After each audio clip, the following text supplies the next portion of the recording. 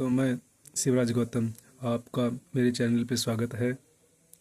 मैं Hindi detection 100 WPM की speed से बोलने जा रहा हूँ, जो कई परीक्षाओं में काम आएगी, जैसे कि SSC stenographer, Allahabad high court stenographer, Rajasthan high court stenographer, अन्य कई जगह हैं। यह स्पीड मीटर 100 की स्पीड में बोला जाएगा। Ready, start. आदरणीय महोदय, जैसा कि आपने कहा है अध्यक्ष जी, मुझे 9 वर्ष पूर्व यहाँ दिल्ली में एशिया और सुदूर पूर्व संबंधी आर्थिक परिषद के अधिवेशन में भाषण देने का सुअवसर मिला था।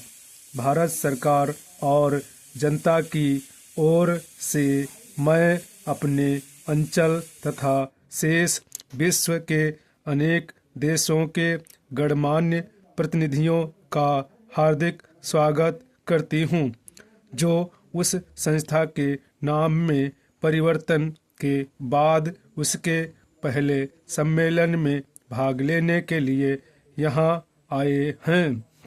मुझे आशा है कि यह परिवर्तन इस बात का संकेत वाहक है कि इस क्षेत्र की समस्याओं के प्रति आपके दृष्टिकोण में भी सुखद परिवर्तन हुआ है। सुदूर पूर्व का प्रयोग औपनिवेशिक युग के अवशिष्टों की ओर संकेत करने वाला था, जबकि विश्व में राष्ट्रों की अवस्थिति का निर्धारण भी पश्चिम के किसी बिंदु विशेष को केंद्र मानकर किया जाता था। नए नाम की स्वागत योग्य एक अन्य विशेषता यह है कि उसमें आर्थिक और सामाजिक गतिविधियों की अभिन्नता को स्वीकारा गया है। आर्थिक परिवर्तन सामाजिक प्रणालियों को उलट-पुलट कर देता है और इसी प्रकार सामाजिक समस्याओं का प्रभाव आर्थिक प्रगति पर पड़ता है। पाश्चात्य देशों ने अपना दृष्टिकोण तथा अपने मानदंड इतने प्रबल रूप में सबके सामने प्रस्तुत किए हैं कि संपूर्ण विश्व को विवश होकर उनका सामना करने की दौड़ में सम्मिलित होना पड़ा है, और इस क्रम में स्थानीय परिस्थितियों तथा आवश्यकताओं की उपेक्षा हो गई है। क्या सभी देशों के लिए कोई एक ही पैमाना हो सकता है, और क्या विभिन्न देशों के निकट अतीत के इतिहास तथा वर्तमान परिस्थितियों की अनदेखी की जा सकती है?